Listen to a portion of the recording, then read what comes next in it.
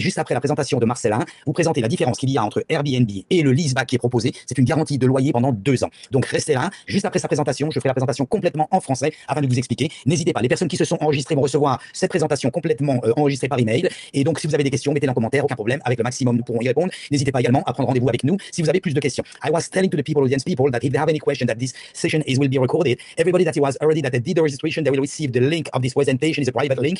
But by the way, everybody that want a private presentation, only they have to take an appointment with us and with you, of course, and we will do the detailed presentation 101 for someone that is interested. So you can go ahead. Good morning, Marcella. How are you? Good, Fabrice. Very good. Very happy to be here again with you. Thank you. Flo. Thank you so much. So you will be able to. Will I be able to move the slide, or you will move them? I can move it if you want. There is no problem.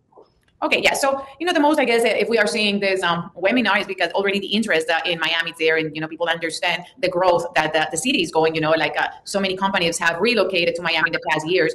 Like, for example, Blackstone, yes, which is one of the most important hedge funds in the United States. It's relocated literally like 1 block from us next to the Brightline, Citadel, and Brickell. So all these companies relocate mostly in what we call the downtown corridor. So this is where really all the action of the city is, the core of the city. Flow House, what is the most important thing about Flow House is the allocation. We are in downtown Miami. It's the area in Miami that is undergoing the most transformation and development, not only like residential, but there's billions of dollars that are being put into this part of town. So it's a great moment to come into the downtown Miami because everything around you really it's helping for your appreciation and value, and there is no more land where we are, so it's like really supply and demand. Yes, correct, exactly. So, Marcella explique que Flo, juste après la présentation de Marcelin, vous présentez la différence qu'il y a entre Airbnb et le leaseback qui est proposé. C'est une garantie de loyer pendant 2 ans. Donc restez là. Juste après sa présentation, je fais la présentation complètement en français afin de vous expliquer. N'hésitez pas, les personnes qui se sont enregistrées vont recevoir cette présentation complètement enregistrée par email. Et donc si vous avez des questions, mettez-les en commentaire, aucun problème. Avec le maximum, nous pourrons y répondre. Vous n'avez pas l'histoire des 33%, les revenus sont pris en compte, en considération, et l'appartement lui-même est pris en considération. Donc, consultez-nous, nous pouvons vous mettre en relation directement avec notre partenaire Esther, et nous avons également Séverine qui parle français. Donc, aucun problème. Continuons là-dessus. Mensualité sur 2 ans, 33 100. Nous avons fait donc dans un premier temps l'étude sur 2 ans pour que vous puissiez voir un peu comment ça se présente. Charge fixe, nous avions dit HOA plus assurance, plus maintenance. Continuons donc sur ce slide et nous voyons donc à peu près les locations, plus que ça va baisser. Par contre, sur un appartement neuf en plein centre de Brickell, c'est quand même assez rare. Voyons voir un petit peu et continuons sur notre analyse. Ici, moi, j'ai fait l'analyse directement et j'ai regardé un petit peu sur Airbnb. Parce qu'en fait, je vais vous montrer après sur le slide, il faut savoir qu'à Miami, vous avez des basses saisons et vous avez des hautes saisons. Donc, c'est complètement l'inverse de l'Europe. C'est-à-dire que pendant que c'est l'été en Europe, ici, c'est la basse saison parce qu'il fait un peu plus chaud.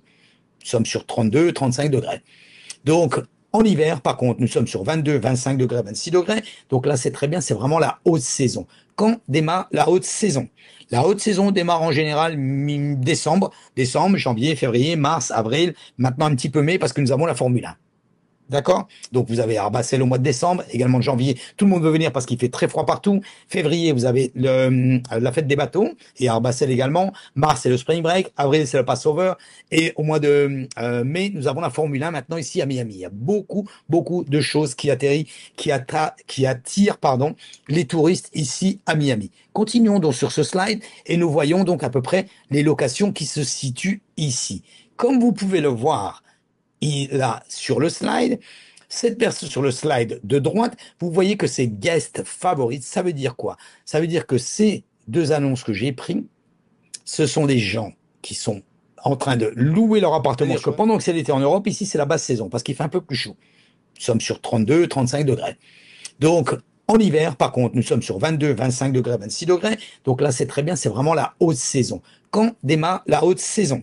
La haute saison démarre en général décembre, janvier, février, mars, avril, maintenant un petit peu mai parce que nous avons la Formule 1. D'accord? Donc, vous avez Arbacel au mois de décembre, également de janvier. Tout le monde veut venir parce qu'il fait très froid partout. Février, vous avez la fête des bateaux et Arbacel également. Mars, c'est le Spring Break. Avril, c'est le Passover. Et au mois de mai, nous avons la Formule 1 maintenant ici à Miami. Il y a beaucoup de choses qui attirent,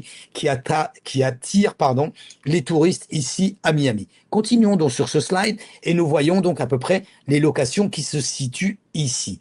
Comme vous pouvez le voir, là, sur le slide, cette personne sur le slide de droite, vous voyez que c'est guest favorite. Ça veut dire quoi?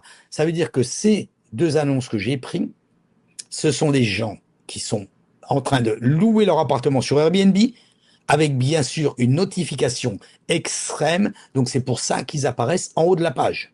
C'est-à-dire que pendant que c'est l'été en Europe, ici c'est la basse saison, parce qu'il fait un peu plus chaud. Nous sommes sur 32, 35 degrés. Donc en hiver, par contre, nous sommes sur 22, 25 degrés, 26 degrés. Donc là, c'est très bien, c'est vraiment la haute saison. Quand démarre la haute saison?